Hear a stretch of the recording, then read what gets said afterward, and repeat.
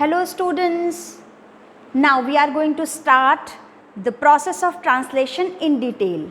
We have already studied a brief account of translation.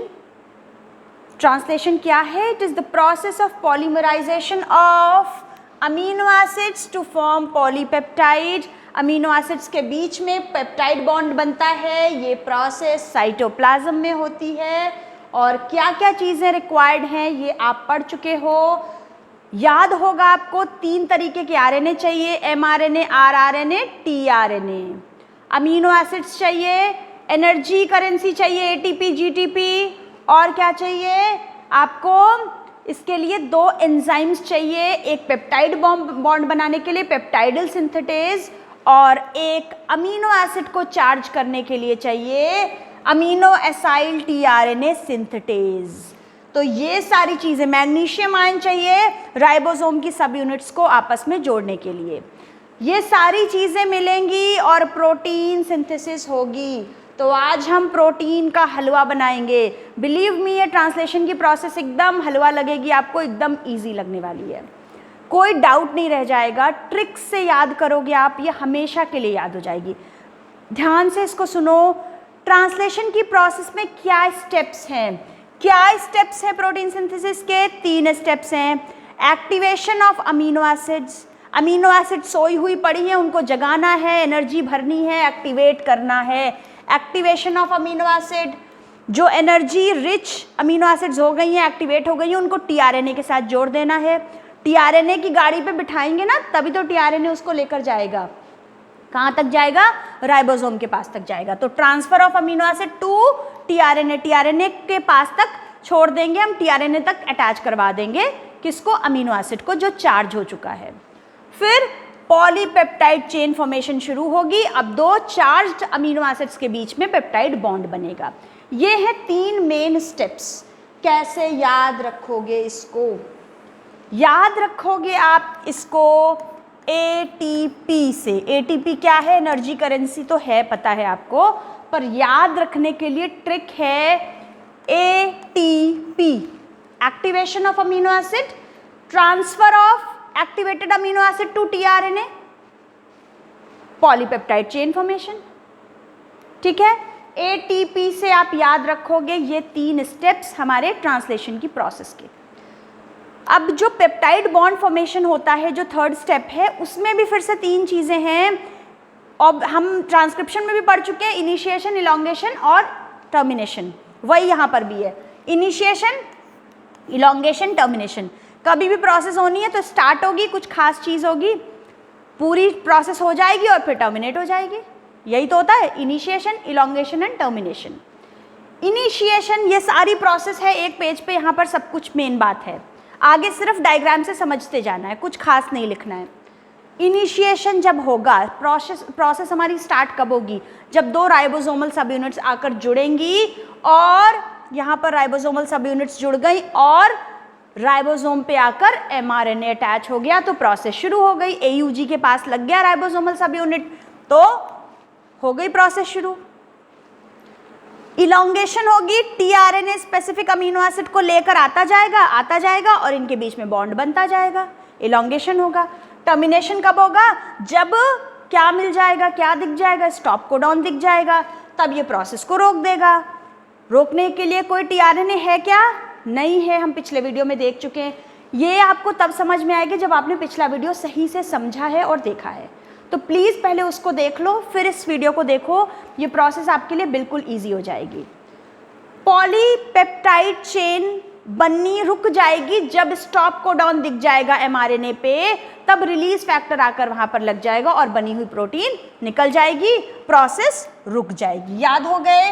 ये 3 steps थे. ATP, activation of amino acid या amino acylation of tRNA, अभी हम देखते हैं. Transfer of amino acid to tRNA और polypeptide chain formation हो जाएगा. पॉलीपेप्टाइड चेन बनने के लिए इनिशिएशन, इलॉन्गेशन एंड टर्मिनेशन. अब हम देखते हैं कि पहला और दूसरा स्टेप हमने मर्ज किया है, अमीनो एसाइलेशन ऑफ टीआरएनए. बहुत इंपॉर्टेंट स्टेप है. जो सोया अमीनो एसिड हमारे पास पड़ा हुआ है, उसको एक्टिवेट करने के लिए एटीपी चाहिए, एंजाइम चाहिए और साथ में यहीं पर टीआरएनए भी हम लगाते हैं.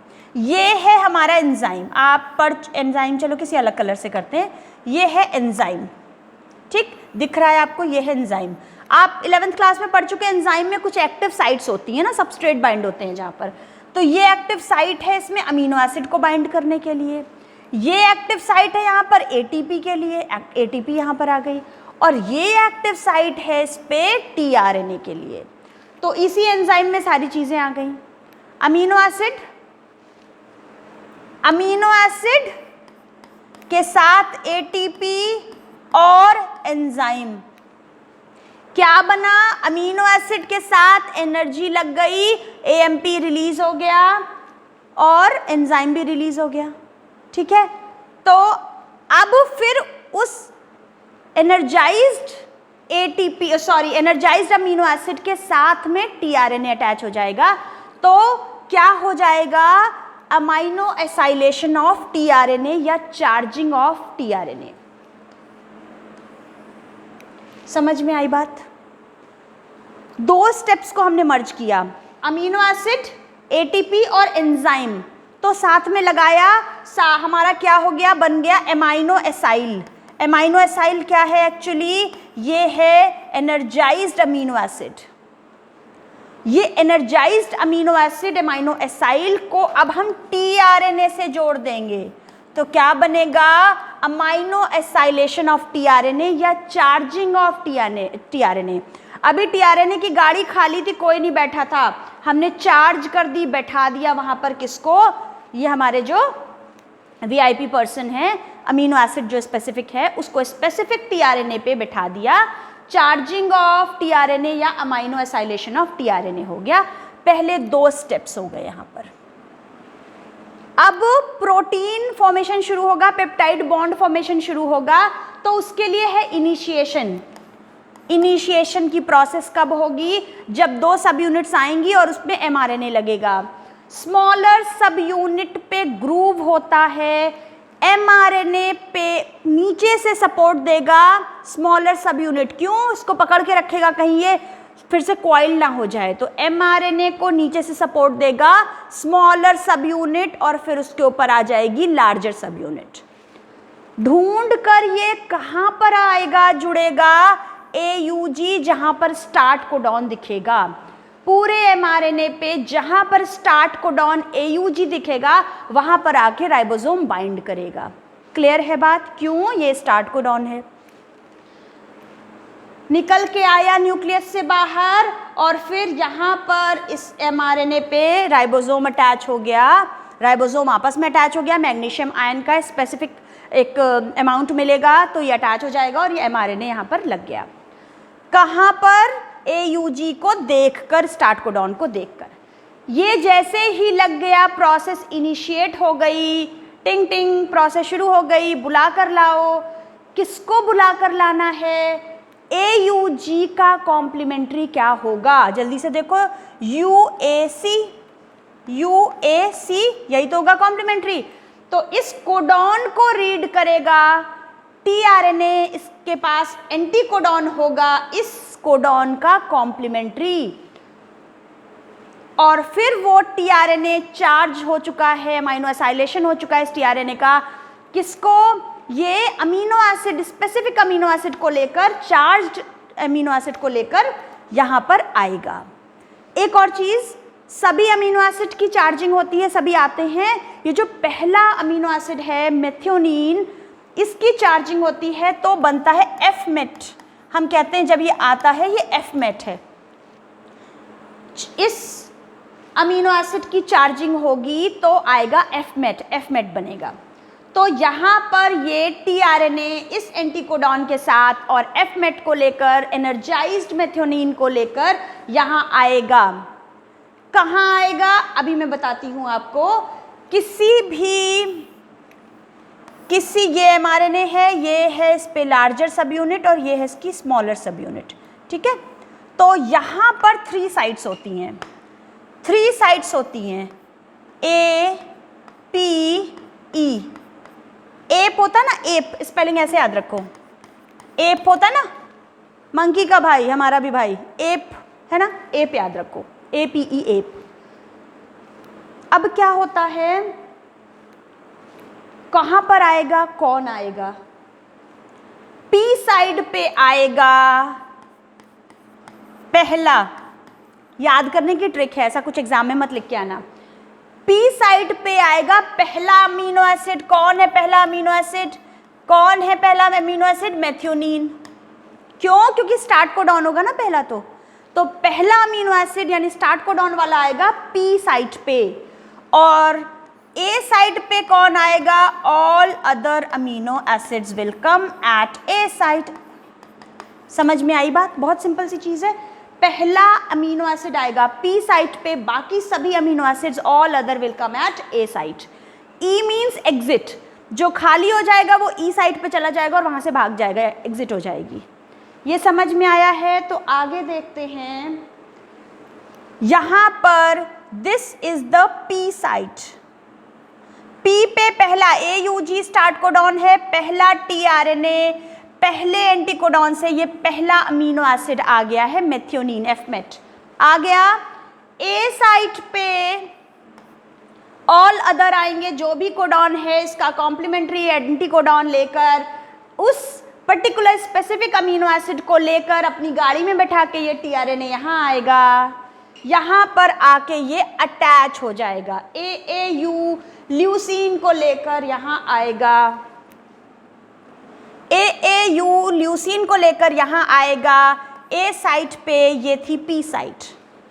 पी साइट पे है एंजाइम पेप्टाइडल सिंथेटेज, जो यहाँ पेप्टाइड बॉन्ड फॉर्म करेगा दो कंसेक्यूटिव अमीनो एसिड्स, जो tRNA पास पास हैं बिल्कुल चिपके हुए।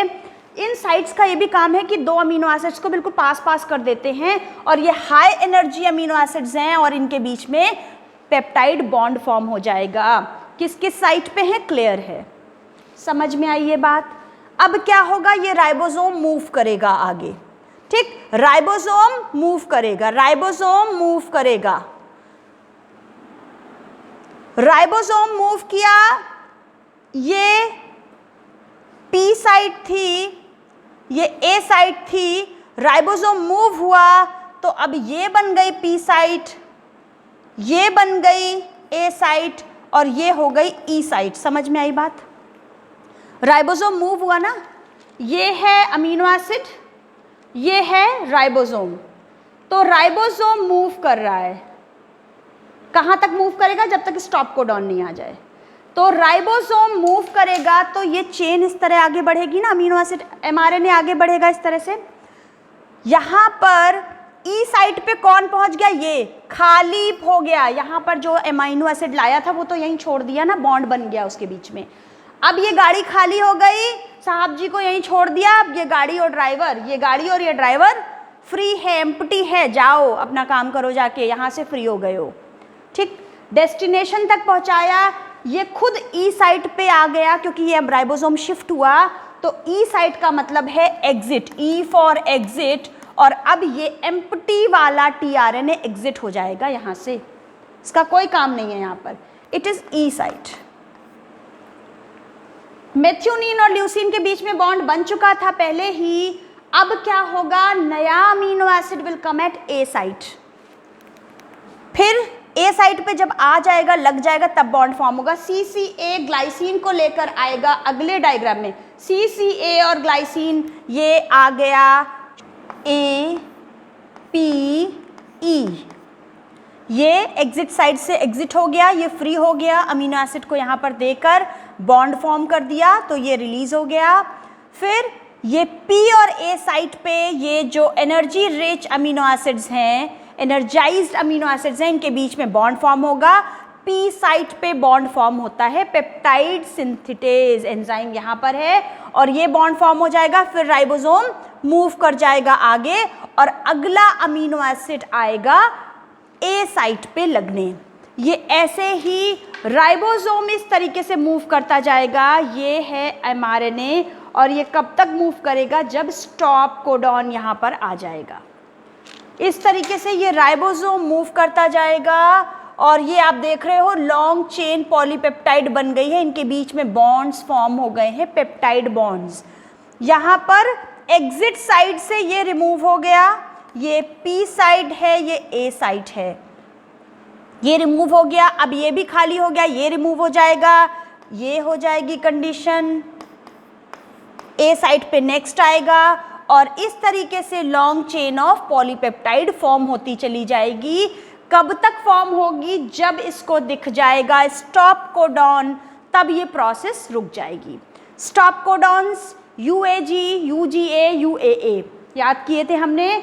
स्टॉप कोडॉन्स तीनों में से कुछ भी दिख जाएगा यहाँ पर, तो अब ये कोई भी स्पेसिफिक tRNA नहीं है इसके लिए, बेचारे के लिए कोई स्पेसिफिक tRNA नहीं आएगा, इसके लिए कोई गाड़ी नहीं आएगी, ये कोई VIP नहीं है। तो अब क्या होगा?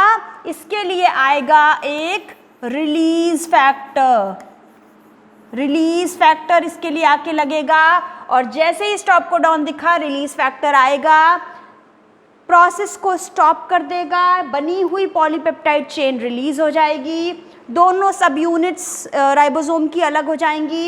ये tRNA तो फ्री होके पहले निकल गया है, mRNA भी निकल जाएगा और ये ट्रांसलेशन की प्रोसेस रुक जाएगी। इस तरीके से हमने देख लिया प्रोटीन सिंथेसिस की ये पूरी प्रोसेस, ट्रांसलेशन की प्रोसेस, जिसमें 3 स्टेप्स थे। ATP से हमने याद किए थे, APE से इसके हमने साइड से याद की थी। क्या क्या चीज़ें रिक्वायरमेंट हैं? 3 तरीके के RNA, 2 तरीके के enzymes, magnesium ion, amino acid और एनर्जी ATP और GTP। This is all about translation.